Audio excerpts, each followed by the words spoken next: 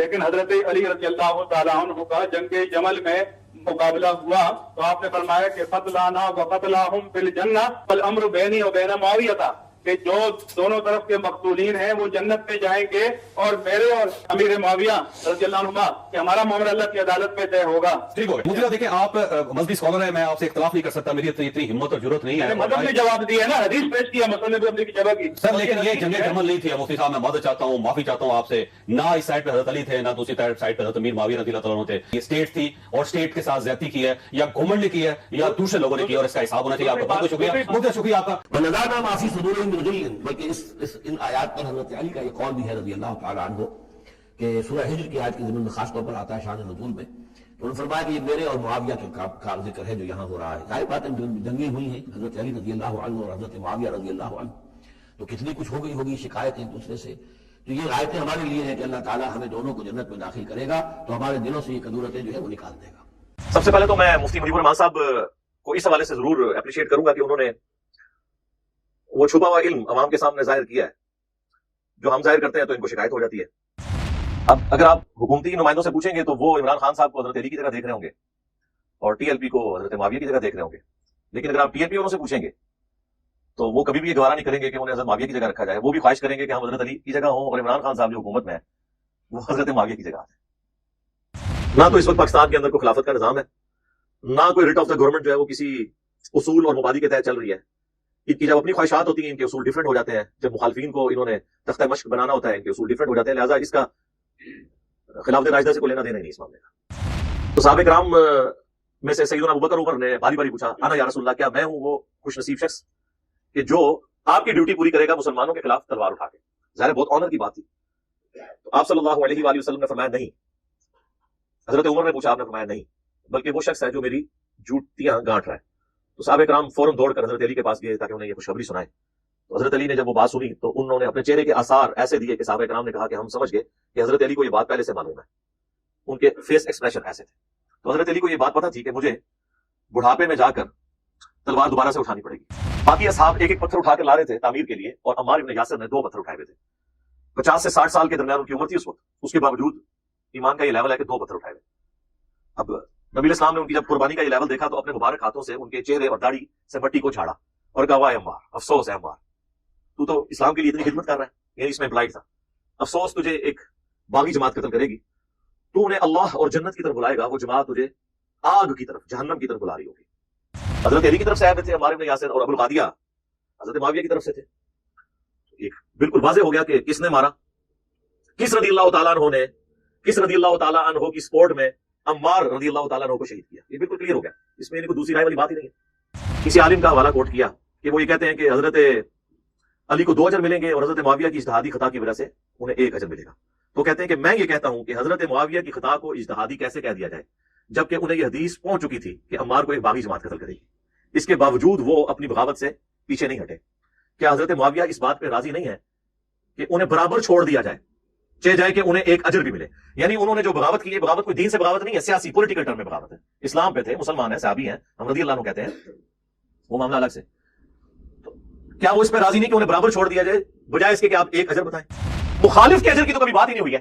یعنی حضرت علی اگر جنگ جمل، صفین اور نہروان نعوذ باللہ نہ حق لڑتے تو بھی 1 اجر پا لیتے، سمجھ گئے آپ کو بات کی؟ اور الحمدللہ انہوں نے تینوں جنگیں حق کے اوپر لڑی، ان کے لیے ڈبل اجر ہے، مخالفین کے لیے کچھ بھی نہیں۔ ملا علی قاری، یعنی انہوں نے تو جس کو کہتے ہیں نا ایسے پورا آپریشن کر کے رکھ دیا کہ خلافت کی لالچ تھی، نمبر 2 اندر بغاوت تھی، نمبر 3 ڈھال بنایا ہوا تھا خون عثمان کو، یہ الفاظ ہم لکھے ہیں، فرنٹ پہ یہ ریزن بتائی ہوئی تھی جس طرح پولیٹیشنز کرتے ہیں، اور نمبر 4 ان کی اس ایکٹیویٹی کی وجہ سے قرآن اور سنت دونوں مہجور ہو گئے۔ اس کے بعد تو میرے خیال ہے قلم ٹوٹنے والی بات ہے، پیچھے تو کوئی بات بچ نہیں جاتی۔ مصنف ابن ابی شیبہ میں موجود ہے کہ حضرت علی رضی اللہ تعالیٰ عنہ نمازوں میں قنوت نازلہ پڑھا کرتے تھے معاویہ ابن ابی سفیان پہ، اللہم علیک بمعاویہ و اشیاعہ وعمر ابن عاص و اشیاعہ، اے اللہ معاویہ اور اس کے شیعہ کو تباہ و برباد کر، عمر ابن عاص اور اس کے شیعہ کو تباہ و برباد کر۔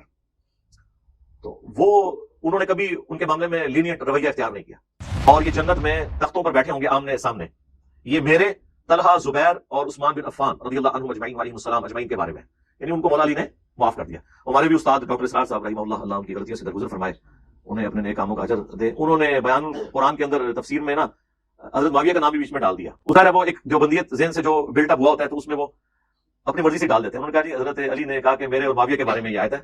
نہ ان کو نہیں معاف کیا. اور یہ بھی میں آپ کو بتاؤں جو انہوں نے مقتولین کا بھی بات کیا، اس کا یہ مطلب نہیں ہے کہ وہ نرم گوشہ رکھتے تھے. وہ بیسیکلی یہ کہنا چاہ رہے تھے کہ کسی بھی بغاوت کا جو سرغنہ ہوتا ہے نا وہ اصل میں مجرم ہوتا ہے. تو میں امید کرتا ہوں کہ ہمارے مقتولین اور جنگ صفین میں ہمارے مخالفین کے جو مقتولین ہیں وہ جنت میں جائیں گے.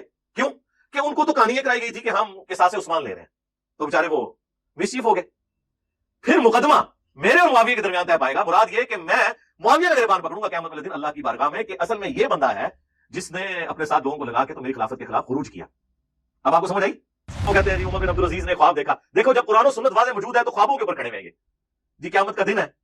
یہ امام غزالی نقل کر رہے ہیں. نازا کرو یار، قیامت کا دن ہے اور اللہ تعالیٰ کی بارگاہ میں علی بن ابی طالب کو بلایا جاتا ہے، اس کے بعد معاویہ بن ابی سفیان کو بلایا جاتا ہے. تھوڑی دیر بعد حضرت علی باہر نکلتے ہیں اور کہتے ہیں کہ واللہ مجھے میرا حق دلوا دیا گیا. اور پھر حضرت معاویہ نکلتے ہیں اس پردے سے باہر اور کہتے ہیں کہ واللہ مجھے معاف کر دیا گیا. تو وہ کہتے ہیں جی دیکھیں یہ آخرت کے فیصلے یہاں بیٹھ کے کر رہے ہیں. میرے بھائی اگر یہ خوابوں میں فیصلے ہونا ہوتے تو حضرت علی اس کو بیان فرما جاتے. اور پھر اس سے بڑھ کر جب نبی اسلام فرما رہے ہیں کہ مال کو باغی جماعت قتل کرے گی وہ انہیں اللہ اور جنت کی طرف بلائے گا، وہ جماعت جہنم کی طرف بلائے گی، تو اللہ کے نبی کو یہ خواب کو دکھا دیا جاتا ہے کہ آپ اس کو اپنی زندگی میں کنکلوڈ کر کے چلے جائیں، پیچھے امت نے لڑنا ہے تو آپ اپنے ہاتھوں سے یہ مسئلہ حل کر کے جائیں. یہ اتنے سادہ معاملات نہیں ہیں، خام خواہ کسی کی وکالت کرنے کی ضرورت نہیں. السلام علیکم ورحمۃ اللہ وبرکاتہ. لا حول ولا قوة الا بالله. حسبنا الله ونعم الوکیل. یا حی یا قیوم برحمتک استغیث. لا الہ الا انت سبحانک انی کنت من الظالمین. اللهم صل علی محمد وعلی آل محمد. ہاں جی، یہ سوال ہے. مفتی منیب الرحمان صاحب نے مشہور صحافی جاوید چودھری صاحب کے پروگرام کل تک میں ایکسپریس نیوز پر ٹی ایل پی اور گورنمنٹ کے درمیان تصادم میں شہید ہونے والوں کو جنگ صفین کے مقتولین سے تشبیہ دی اور دلیل کے طور پر مصنف ابن ابی شیبہ سے حضرت علی کا قول بھی پیش کیا. اس پر اینکر پرسن نے گھبرا کر گفتگو کا رخ بدل دیا اور مفتی صاحب کی لائن کاٹ دی. اس حوالے سے آپ کا کیا موقف ہے؟ میں نے یہ ویڈیو کلپ دیکھا جی. سب سے پہلے تو میں مفتی منیب الرحمان صاحب کو اس حوالے سے ضرور اپریشیٹ کروں گا کہ انہوں نے وہ چھپا ہوا علم عوام کے سامنے ظاہر کیا ہے. جو ہم ظاہر کرتے ہیں تو ان کو شکایت ہو جاتی ہے. ظاہر ہے کہ آج کے اس ماڈرن دور میں بھی ہم نے گائیڈ لائنز تو قرآن و سنت سے لینی ہے، صحابہ کرام علیہم رضوان کے افعال اور اعمال سے لینی ہے. اس سے بڑھ کر ہمارے پاس کوئی رول ماڈل نہیں ہے کہ ہم ان کو پیش کر سکیں. صحابہ کرام ظاہر ہے پریکٹیکلی اس طرح کی سچویشن سے گزرے تھے. اس حوالے سے تو یہ خوشائن چیز ہے مفتی صاحب کا اس ایگزامپل کو کوٹ کرنا. لیکن اس حوالے سے ہمیں ان سے گلہ ہے کہ انہوں نے اس کو جس حوالے سے پیش کیا ہے وہ وہاں پہ اس طریقے سے بنتا نہیں ہے. کیونکہ اگر ہم ان کی اس بات کو ٹھیک مان لیں تو یہ آپس میں دونوں پارٹیاں یہ ڈیسائیڈ ہی نہیں کر سکیں گی کہ کون حضرت علی کی جگہ کھڑا ہے اور کون حضرت معاویہ کی جگہ کھڑا ہے. انہوں نے مصنف ابن ابی شیبہ کی وہ حدیث موقوف کوٹ کی. مصنف ابن ابی شیبہ جو ہے نا جی، یہ روئے ارض پہ سب سے بڑا احادیث اور صحابہ کے آثار کا مجموعہ ہے. آلموسٹ 40,000 کے قریب احادیث اور صحابہ کرام کے آثار اس کے اندر موجود ہیں.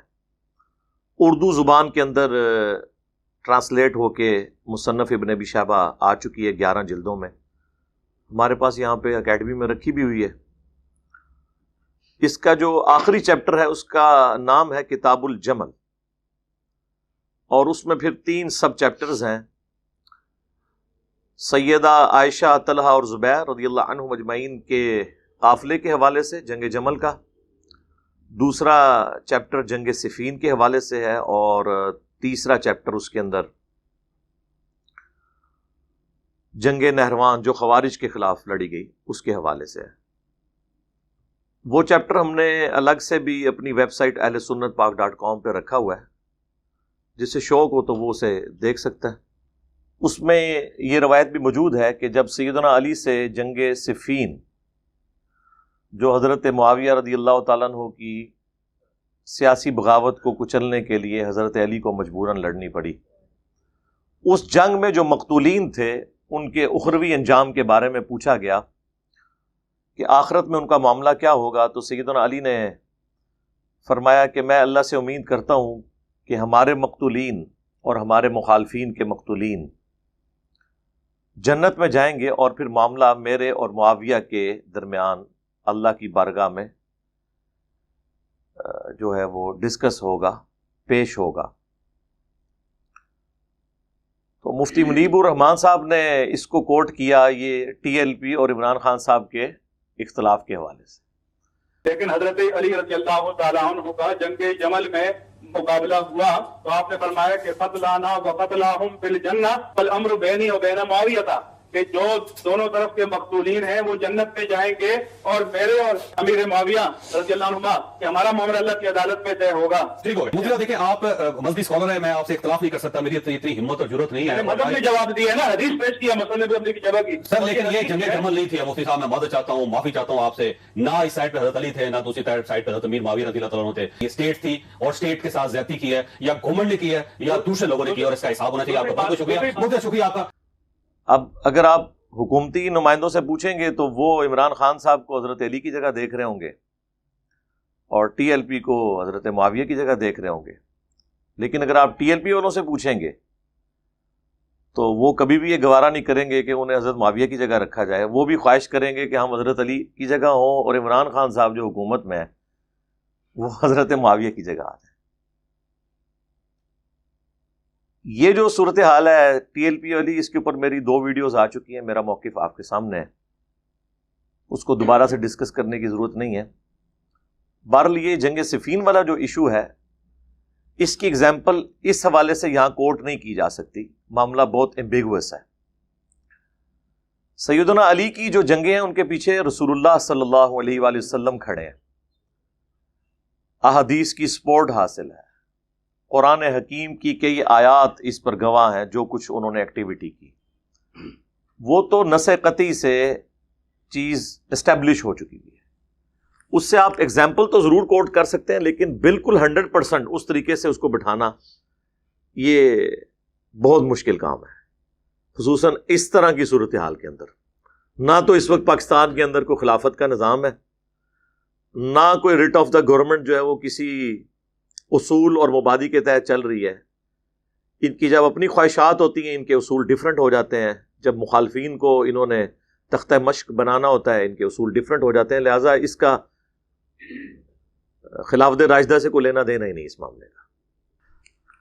خلافت راشدہ کا جہاں تک تعلق ہے میرے بھائیوں، تو اس کے حوالے سے وہ بڑی مشہور حدیث ہے، سنن ابی داؤد کے اندر، جامع ترمذی کے اندر، مشکات کے اندر بھی موجود ہے، کہ اللہ کے محبوب صلی اللہ علیہ وآلہ وسلم نے فرمایا کہ میرے بعد تم بہت اختلاف دیکھو گے، اس وقت دین میں نئی نئی بدعتوں سے بچنا، اور علیکم بسنتی وسنت الخلفاء الراشدین المہدیین، میری سنت کو اور میرے ہدایت یافتہ خلفائے راشدین کی سنت کو لازم پکڑ لینا.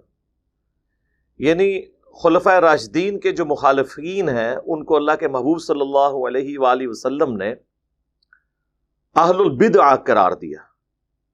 تو خلفائے راشدین کے پیچھے تو اللہ کے نبی کھڑے ہیں، ان کی پروفیسیز کھڑی ہیں. اس کی ایکسپلینیشن اس حدیث میں ہے جو ابو داؤد میں اور ترمذی میں موجود ہے کہ میرے بعد خلافت علی منہاج النبوہ 30 سال تک رہے گی، اس کے بعد ملوکیت ہو جائے گی. پھر حضرت سفینہ جو ہیں نبی علیہ السلام کے آزاد کردہ غلام، وہ اپنے شاگرد سعید تابعی سے کہتے ہیں کہ بیٹا گن، ابو بکر کے 2 سال، عمر کے 10 سال، عثمان کے 12 سال اور علی کے 6 سال. اور یہ 6 سال میں 5.5 سال مولا علی کے اور آلموسٹ 6 مہینے سیدنا حسن ابن علی کے. تو وہ شاگرد کہتا ہے کہ یہ بنو امیہ، بنو زرقا تو سمجھتے ہیں کہ حضرت علی علیہ السلام خلیفہ نہیں ہے. یہاں پہ امام داؤد نے علی علیہ السلام لکھا ہے، لیکن لوگوں نے عربی میں لکھا رہنے دیا، اردو میں رضی اللہ عنہ تعالیٰ کر دیا. اسلام 360 میں بھی یہی ہوا ہے. تو حضرت سفینہ کو اتنا غصہ آیا، انہوں نے فرمایا کہ یہ جھوٹ ان کی پیٹھ سے نکلا ہے اور ان کی اپنی بادشاہت روئے ارض کی بدترین بادشاہت ہے، یعنی بنو امیہ کو سیدنا سفینہ نے فرمایا۔ اب حضرت سفینہ کا انتقال ہوا ہے 74 ہجری میں، یزید کا زمانہ بھی انہوں نے پایا ہے۔ تو بعض لوگ یہ سمجھتے ہیں کہ یہ ان کا جو جملہ ہے وہ یزید ابن معاویہ کے بارے میں تھا، اس کے بارے میں بھی تھا لیکن اس سے پہلے بھی تھا۔ اس کا ثبوت یہ ہے کہ یہی حدیث جب مسند ابی داؤد الطیالسی میں آتی ہے اور مصنف ابن ابی شیبہ میں، تو وہ حضرت سفینہ سے وہ بندہ پوچھتا ہے کہ اگر خلافت راشدہ 30 سال تک ہے تو حضرت معاویہ کا کیا سٹیٹس ہے؟ تو کہتے ہیں کہ حضرت معاویہ رضی اللہ تعالیٰ عنہ بادشاہ ہیں۔ ویسے تو خلیفۃ المسلمین تو آپ کہہ لیں کسی کو بھی، لیکن وہ جو ٹرم ہے نا خلیفہ راشد، اس اعتبار سے وہ خلیفہ نہیں، وہ ملک ہے، بادشاہ ہے۔ اور مصنف ابن ابی شیبہ میں جو الفاظ ہیں اس میں یہ ہے کہ یہ سخت گیر بادشاہ ہیں اور ان کا پہلا بادشاہ معاویہ ابن ابی سفیان ہے رضی اللہ تعالیٰ عنہ۔ ہم تو احترام سے ہی نام لیں گے۔ تو یعنی انہوں نے کہا وہاں سے یہ کاٹ کھانے والی ملوکیت شروع ہوئی ہے، جو مسند احمد میں حدیث موجود ہے، مشکات میں بھی، کہ خلافت علی منہاج نبوہ کے بعد کاٹ کھانے والی ملوکیت شروع ہو جائے گی۔ تو خلفائے راشدین کے پیچھے تو اللہ کے نبی صلی اللہ علیہ وآلہ وسلم کی مبارک ذات کھڑی ہوئی ہے ان کی سپورٹ میں۔ اور جنگ جمل، صفین اور نہروان کا جہاں تک تعلق ہے، اس میں تو اسپیسیفکلی نبی علیہ السلام کی الگ سے پیش گوئیاں موجود ہیں۔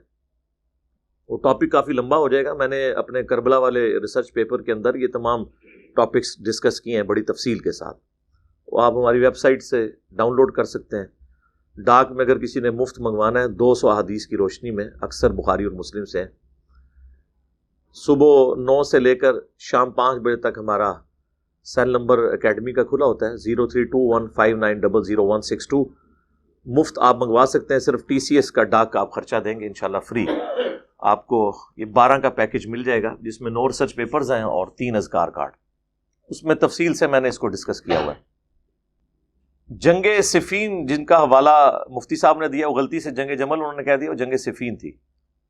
اس کے حوالے سے تو کئی ایک احادیث ہیں۔ ایک تو وہ جنرل حدیث ہے جو مسند امام احمد میں ہے، المستدرک للحاکم میں ہے، سنن نسائی الکبریٰ کے اندر ہے، کہ اللہ کے محبوب صلی اللہ علیہ وآلہ وسلم ایک دفعہ اپنی ایک زوجہ محترمہ کے گھر سے نکلے صحابہ کرام کے ساتھ، راستے میں آپ کا جوتا ٹوٹ گیا، تو آپ نے اپنی وہ جوتی مبارک سیدنا علی کو دی گانٹھنے کے لیے، اور پھر آپ سائڈ پہ کھڑے ہو گئے، انتظار کرنے لگے۔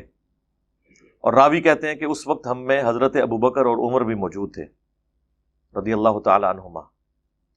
تو آپ صلی اللہ علیہ وآلہ وسلم نے حضرت علی کی غیر موجودگی کا فائدہ اٹھاتے ہوئے صحابہ کرام سے کہا کہ دیکھو اللہ تعالیٰ نے مجھے قرآن دے کر مبعوث کیا، قرآن کی تنزیل کی خاطر، ظاہر قرآن میں حکم آیا نا قتال کا، مجھے ایز اے لاسٹ ریزارٹ اپنی قوم کے خلاف تلوار اٹھانی پڑی قرآن منوانے کے لیے۔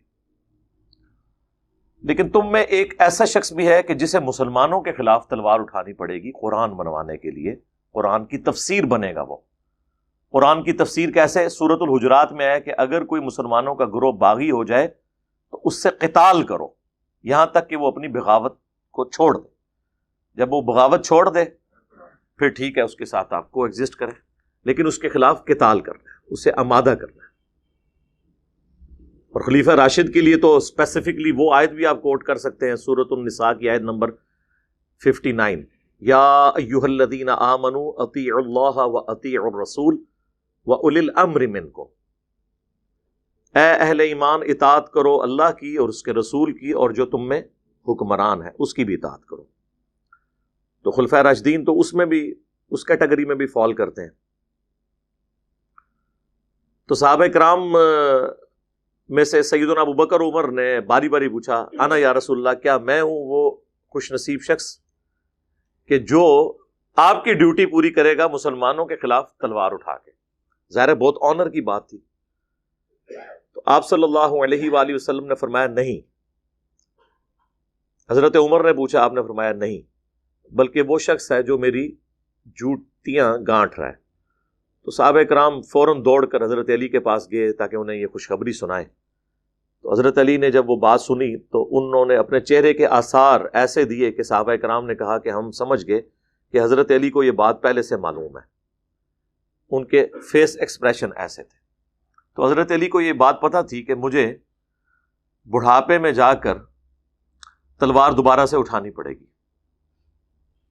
آپ دیکھ لیں کہ آلموسٹ 20-25 سال تو بیچ میں گیپ رہا ہے خلفائے ثلاثہ کے دور میں، پھر بڑھاپے میں جا کر 60+ کی ایج میں حضرت علی کو دوبارہ سے جنگ لڑنی پڑی۔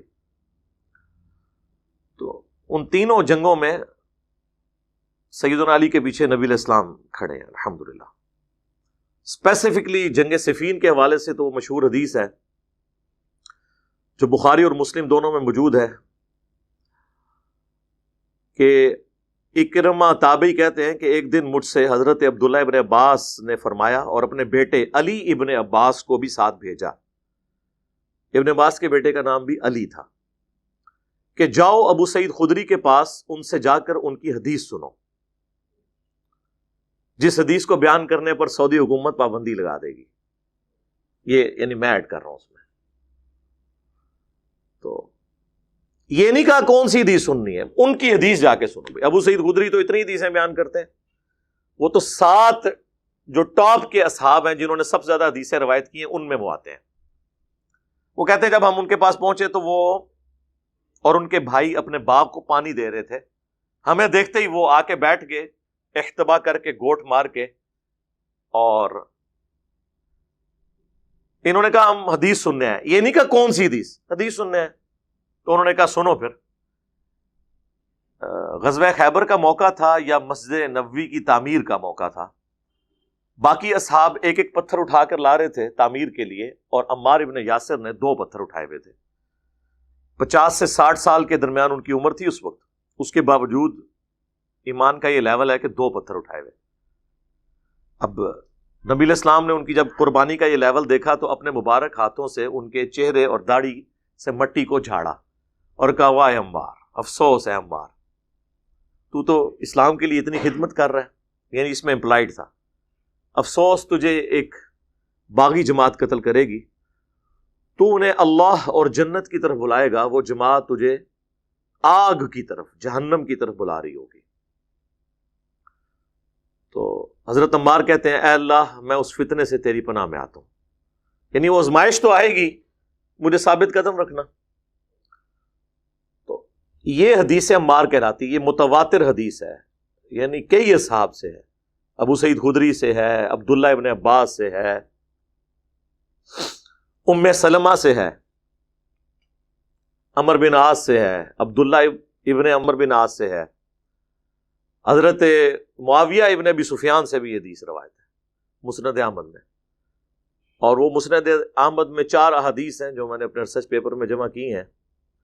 ابو الغادیہ ایک صحابی تھے، اصحاب شجرہ میں سے تھے،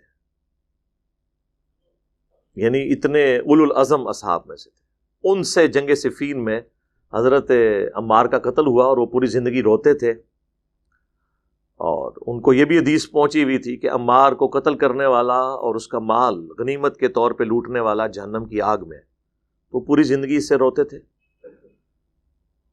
ہم تو ان کو رضی اللہ تعالیٰ عنہ ہی کہیں گے، ان کا اور اللہ کا معاملہ ہے۔ بہرحال جن لوگوں نے انہیں بچانے کی کوشش کی، خصوصاً ابن حجر اسقلانی نے، تو اس پہ شیخ البانی جو محدث اعظم تھے سعودیہ میں، البانیہ کے رہنے والے تھے، انہوں نے گرفت کی اور انہوں نے فرمایا کہ یہ جو تم لوگ کہہ رہے ہو نا کہ مسلم میں حدیث ہے کہ جن لوگوں نے میرے ہاتھ پر درخت کے نیچے بیعت کی انہیں جہنم کی آگ نہیں چھوئے گی، تو یہ جنرل حدیث ہے، اگر کسی کے بارے میں یہ تخصیص آ جائے کہ وہ جہنمی ہے یا آگ میں ہے، اس سے یہ فضیلت اٹھ جائے گی۔ ابو الغادیہ سے یہ فضیلت اٹھ گئی، کیونکہ نبی علیہ السلام نے اسپیسیفکلی فرما دیا کہ عمار کا قاتل اور مال لوٹنے والا جہنم کی آگ میں۔ تو ظاہر ہے وہ حضرت علی کی طرف سے آئے ہوئے تھے عمار ابن یاسر، اور ابو الغادیہ حضرت معاویہ کی طرف سے تھے۔ ایک بالکل واضح ہو گیا کہ کس نے مارا، کس رضی اللہ تعالیٰ عنہ نے کس رضی اللہ تعالی عنہ کی سپورٹ میں عمار رضی اللہ تعالیٰ عنہ کو شہید کیا. یہ بالکل کلیئر ہو گیا, اس میں یعنی کوئی دوسری رائے والی بات ہی نہیں ہے. تو حضرت عمار بن یاسر کی جو شہادت ہے نا, یہ آج تک لوگوں کے گلے میں اٹکی ہوئی ہے. لیکن میں بتاؤں آپ کو, پرانے محدثین جتنے بھی ہیں نا, وہ بالکل اس کے اوپر اپنے واضح کامنٹس لکھتے ہیں. وہ محدثین اور شارحین احادیث کے جن کو آج تمام مکاتب فکر کے لوگ عزت کی نگاہ سے دیکھتے ہیں, یعنی وہ میری ویڈیوز سے متاثر نہیں تھے. مثلاً پوری دنیا میں حنفیوں کے چند بڑے ائمہ جو ہیں, ان میں سے ایک علامہ بدر الدین عینی ہے رحمہ اللہ, المتوفا 855 ہجری, آج سے آلموسٹ 600 سال پہلے. تاریخ اسلام میں صحیح بخاری کی سب سے بیسٹ جو 2 شروحات لکھی گئی ہیں نا, ان میں سے ایک انہوں نے لکھی ہے. اور اسی زمانے میں انہی کے ہم اثر تھے ایک شافعی عالم, شافعی سے مراد مقلد نہیں, یعنی اسکول آف تھاٹ کو فالو کرنے والے, ابن حجر اسقلانی المتوفا 852 ہجری. انہوں نے فتح الباری لکھی, اور انہوں نے لکھی عمدۃ القاری, علامہ بدر الدین عینی نے. عمدۃ القاری میں انہوں نے اسی ٹاپک کے اوپر بحث کرتے ہوئے لکھا, کسی عالم کا حوالہ کوٹ کیا کہ وہ یہ کہتے ہیں کہ حضرت علی کو 2 اجر ملیں گے, اور حضرت معاویہ کی اجتہادی خطا کی وجہ سے انہیں 1 اجر ملے گا. تو کہتے ہیں کہ میں یہ کہتا ہوں کہ حضرت معاویہ کی خطا کو اجتہادی کیسے کہہ دیا جائے, جبکہ انہیں یہ حدیث پہنچ چکی تھی کہ عمار کو ایک باغی جماعت قتل کرے گی. اس کے باوجود وہ اپنی بغاوت سے پیچھے نہیں ہٹے. کیا حضرت معاویہ اس بات پہ راضی نہیں ہے کہ انہیں برابر چھوڑ دیا جائے, چاہے جائے کہ انہیں 1 اجر بھی ملے؟ یعنی انہوں نے جو بغاوت کی ہے, بغاوت کوئی دین سے بغاوت نہیں ہے, سیاسی پولیٹیکل ٹرم میں بغاوت ہے. اسلام پہ تھے, مسلمان ہیں, صحابی ہیں, ہم رضی اللہ عنہ کہتے ہیں, وہ معاملہ الگ سے. تو کیا وہ اس پہ راضی نہیں کہ انہیں برابر چھوڑ دیا جائے, بجائے اس کے کہ آپ 1 اجر بتائیں؟ اور یہ میں آپ کو بتاؤں, اجتہادی خطا والا بھی مسئلہ جو ہے, یہ ہم نے بھی اپنے پمفلٹ پہ لکھا, اس پہ میری کلیریفیکیشن بھی آ گئی تھی, اور وہ دعوت کی حکمت کے تحت ہم معاملات کو لے کے چل رہے تھے. پھر ہم نے بعد میں آہستہ آہستہ وہ چیزیں کھول کے بیان کرنا شروع کر دی. دیکھیں, اجتہادی خطا والی جو حدیث ہے وہ اس طرح ہے ہی نہیں ہے. آپ ذرا وہ حدیث تو کھول کر پڑھیں, صحیح بخاری اور صحیح مسلم دونوں میں حدیث ہے کہ اگر حاکم وقت اجتہاد کرے, یعنی پوری کوشش کے ساتھ کوئی ایک ڈیسیژن کرے, اور وہ ڈیسیژن قرآن و سنت کے مطابق ہو, تو اللہ تعالیٰ اسے 2 اجر دے گا. ایک اس کے اس ڈیسیژن کرنے کے اوپر اجر, دوسرا قرآن و سنت کے ساتھ موافقت کے اوپر. لیکن اگر وہ حکمران غلط ڈیسیژن کرے, 1 اجر پھر بھی اسے ملے گا, اگرچہ وہ غلط ہوگا. وہ اجر اس لیے ملے گا اس نے اپنی پوری کوشش کی. مخالف کے اجر کی تو کبھی بات ہی نہیں ہوئی ہے. یعنی حضرت علی اگر جنگ جمل, صفین اور نہروان نعوذ باللہ نہ حق لڑتے تو بھی 1 اجر پا لیتے. سمجھ آئیے آپ کو بات کی؟ اور الحمدللہ انہوں نے تینوں جنگیں حق کے اوپر لڑی, ان کے لیے ڈبل اجر ہے, مخالفین کے لیے کچھ بھی نہیں. تو اس کو بھی مس کوٹ کیا جاتا ہے. پھر ایک اور حنفی عالم ہے ملا علی قاری, جن کو آپ نے بڑا مشہور سنا ہوگا. 1014 ہجری میں وہ فوت ہوئے, آج سے آلموسٹ 400 سال پہلے. انہوں نے مشکات المصابیح کی شرح لکھی ہے, مرقاہ. پوری دنیا کے اندر یہ مشہور شرح ہے, اس سے بیسٹ شرح کسی نے نہیں لکھی. اس میں انہوں نے قتل عمار والی حدیث کے کانٹیکسٹ میں بہت سخت الفاظ لکھے ہیں. یقین کریں میں نے کبھی یہ لفظ نہیں بولے ہیں, لیکن ملا علی قاری کا نام بھی یہ وضو کر کے لیتے ہیں. اتنے بڑے وہ عالم ہیں, دیوبند اور بریلوی. ان کے بابے ہیں, اچھے والے بابے, برے والے بابے نہیں. تو وہ لکھتے ہیں کہ جب حضرت معاویہ کو یہ بات معلوم ہو چکی تھی کہ عمار کی شہادت ہو گئی ہے, تو انہیں چاہیے تھا کہ وہ فوراً سے پہلے اپنی بغاوت سے رجوع کرتے اور خلافت منفیہ یعنی فائدہ اٹھانے والی اس کی طلب چھوڑ دیتے. یعنی انہوں نے یہ کہا کہ یہ حضرت معاویہ خلافت کے اصول کے لیے حضرت علی سے لڑ رہے تھے.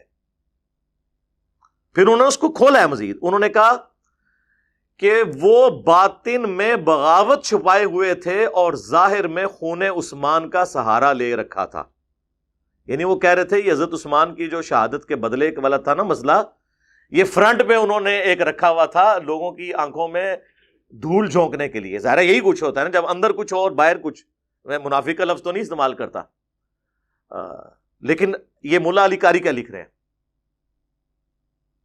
وہ کہتے ہیں ان پر واجب تھا کہ وہ رجوع کر لیتے، لیکن کہتے ہیں افسوس انہوں نے اس معاملے میں اپنے اس سٹانس سے رجوع نہیں کیا، اور انہوں نے کہا کہ اس کا اینڈ رزلٹ یہ نکلا کہ قرآن اور سنت دونوں مہجور ہو گئے.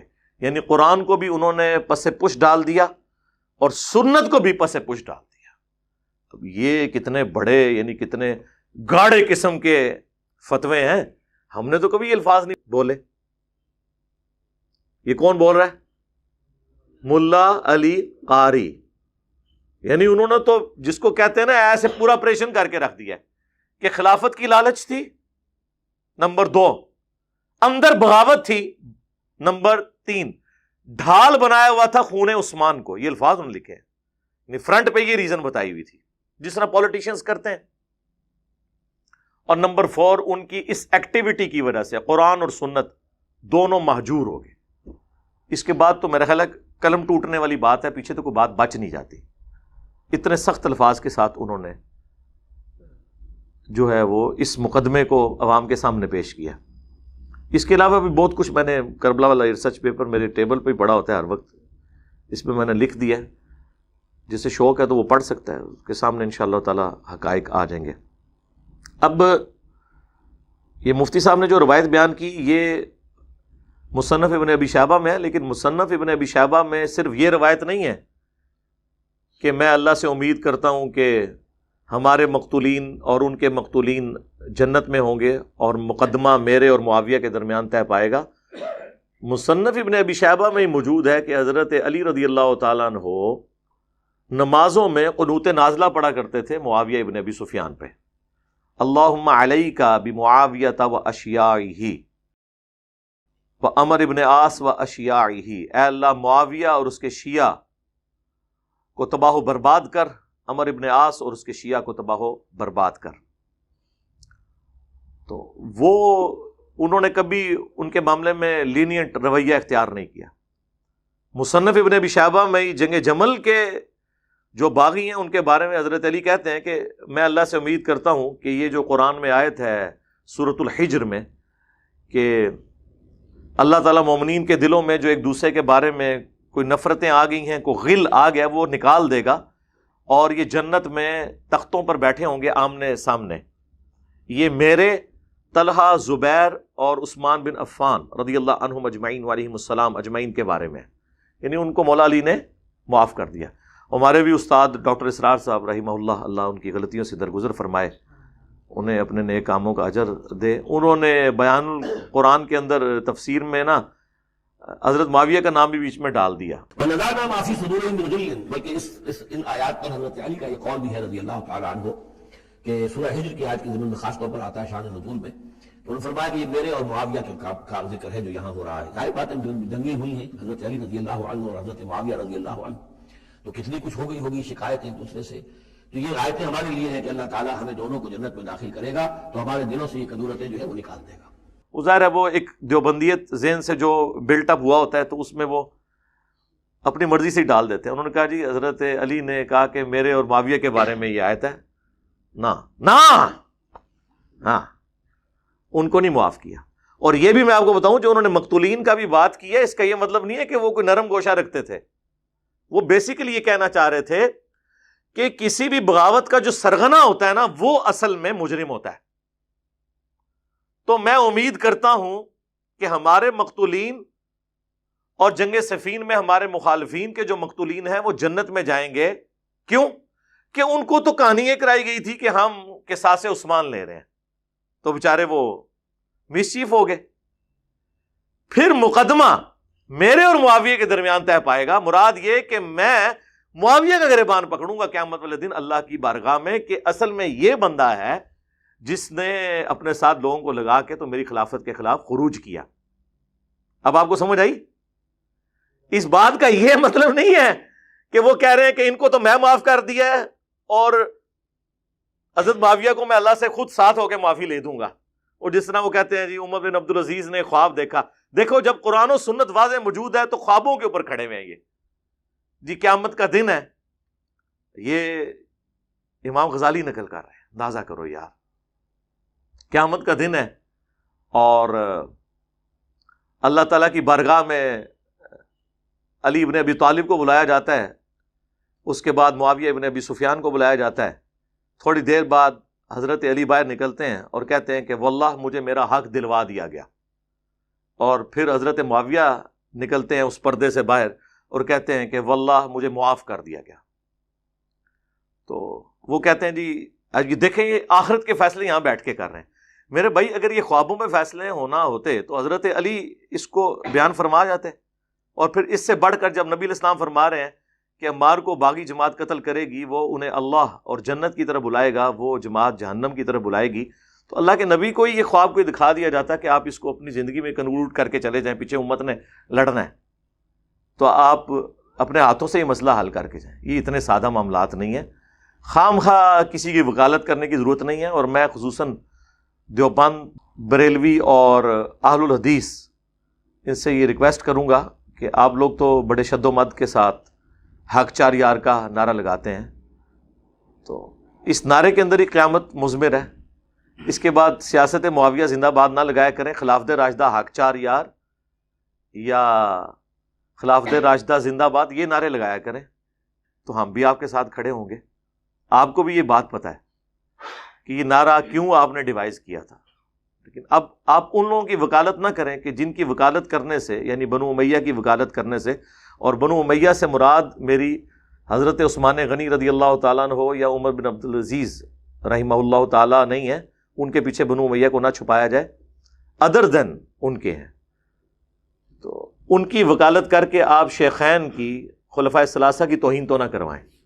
جو مقدمہ جس طریقے سے ہے اس کو ایکسیپٹ کریں.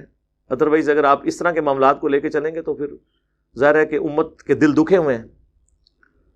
بعض لوگوں کو اس وقت بات سمجھ آ گئی، بعض لوگوں کو بعد میں بات سمجھ آئی، بعض لوگوں کو آج بھی سمجھ نہیں آ رہی، حالانکہ ہم احادیث دکھا رہے ہیں، اپنا ذاتی فتویٰ تو نہیں پیش کر رہے. یہ چھپتے تھے حضرت عبداللہ ابن عمر کے پیچھے کہ جی وہ تو یزید کی بھی بیعت انہوں نے کر لی. بخاری مسلم میں آتا ہے کہ جب واقعہ ہرہ کے بعد یزید کی فوجوں نے جو مدینے پر چڑھائی کی شہادت حسین کے بعد علیہ السلام، اہل مدینہ نے بیعت توڑ دی یزید کی، تو عبداللہ ابن عمر لوگوں کو منع کرتے تھے بیعت توڑنے سے. میرے بھائی وہ جن کو منع کر رہے تھے وہ کوئی انجینئر صاحب کے اسٹوڈنٹس تھے؟ ایٹ لیسٹ تابعین تو وہ ہوں گے نا، بلکہ صحابی بھی تھے. عبداللہ ابن متی ان کے پاس گئے، وہ بیعت توڑ رہے تھے کہ بھائی حضرت حسین کو انہوں نے قتل کر دیا، اس کے بعد کون سی گنجائش رہ گئی ہے. اور یہی عبداللہ ابن عمر ہے جن کے بارے میں مجمع الزوائد کے اندر المستدرک للحاکم میں آتا ہے کہ اپنی موت کے وقت وہ کہتے تھے مجھے کسی بات کا کوئی غم نہیں ہے، میں نے پوری زندگی پیشن کے ساتھ اللہ کی اطاعت میں گزاری ہے، سوائے اس بات کے کہ میں نے باغی گروہ کے خلاف حضرت علی کے ساتھ مل کر قتال کیوں نہیں کیا. جو بات عبداللہ ابن عمر کو اپنی موت کے وقت سمجھ آئی، حضرت علی کے ساتھیوں کو ان کی زندگی میں سمجھ آ گئی تھی. یہ کوئی چھوٹی بات ہے. لہٰذا عبداللہ ابن عمر کو کوئی کوٹ نہ کیا کرے. اور یہ عبداللہ ابن متی جن کا نام بخاری مسلم میں آیا نا، انہی کے بارے میں وہ جو آدھی روایت تاریخ ابن کثیر البدایہ والنہایہ سے کوٹ کرتے ہیں نا کہ جی وہ محمد ابن حنفیہ جو حضرت علی کے بیٹے تھے، حنفیہ نامی عورت سے، وہ کہتے ہیں میں تو یزید کو ملنے گیا، میں نے تو اسے قرآن و سنت پہ بڑا عامل پایا. جن کے باوجداد نے قرآن و سنت کو مہجور کیا ہے ان کے بارے میں وہ یہ کمنٹس کر رہے ہیں. تو وہ کہتے ہیں دیکھیں توثیق کر دی. اس کے آگے بھی لکھا ہے کہ یہ بات کس سے کر رہے تھے؟ عبداللہ ابن متی سے. عبداللہ ابن متی صحابی ہیں، اور وہ صحابی ہیں جن کو گٹھی نبی علیہ السلام نے خود دی ہوئی ہے جب یہ پیدا ہوئے تھے. انہوں نے 6-7 سال کی عمر میں حضور کو دیکھا ہوا. اتنے لاڈلے صحابی ہیں. تو وہ کہتے ہیں کہ یزید کے کرتوت ایسے ہیں کہ قریب آسمان سے پتھر برس پڑے. تو عبداللہ ابن مطیع صحابی ہیں اور محمد بن انفیہ صحابی نہیں تابعی ہے. جب صحابی اور تابعی کا کول ٹکرائے گا تو ہم صحابی کی بات کو مانیں گے. ویسے تو یہ صحابہ کی رٹ لگاتے ہیں, وہ یہ اسی طریقے سے ہے, وہ جیسے لوگ عشق رسول کی رٹ لگاتے ہیں, لیکن جب رسول اللہ کی کوئی بات پیش کی جائے تو ماننے کے لیے تیار ہی نہیں ہوتے. تو اللہ کے فضل سے یہ معاملات بالکل کلیئر ہیں. اب کسی نے نہیں سمجھنے تو وہ نہ سمجھے. مفتی منیب الرحمان صاحب سے بات شروع ہوئی تھی, اس بات پہ تو ہم خوشی کا اظہار کرتے ہیں کہ انہوں نے پبلکلی یعنی یہ بات کر دی, لاکھوں لوگوں تک پہنچ گئی. اب اسی کی آڑ میں ہم نے بھی اس کو ایکسپلین کر دیا. کہتے ہیں نا یہ موضوع نہ بنایا کریں, تو جناب ابھی بھی میں نے موضوع نہیں بنایا, موضوع بنا ہوا تھا, اس کو ہم نے منطقی انجام تک پہنچایا ہے ویلیو ایڈیشن کر کے کہ خدا کے لیے مولا علی رضی اللہ تعالیٰ عنہ علیہ السلام کے پیچھے رسول اللہ کھڑے ہیں, ان کی احادیث کھڑی ہیں, ان کا کمپیریزن آپ آج کے حکمرانوں یا ان حکمرانوں کے مخالفین کے ساتھ اس کے ساتھ نہ کریں. ان کا اس سے معاملے سے کوئی لینا دینا نہیں ہے. ویسے آپ نے کوئی ورڈکٹ دینی ہے تو دیں. بہرحال وہ جاوید چودھری صاحب بھی اس کے اوپر کافی پریشان ہوئے, انہوں نے اس کو فوراً فون کال ہی کاٹ دی. ان کو یہ پتہ چل گیا کہ مصیبت کھڑی ہو جائے گی, لیکن مصیبت جو کھڑی ہونی تھی وہ ہو گئی.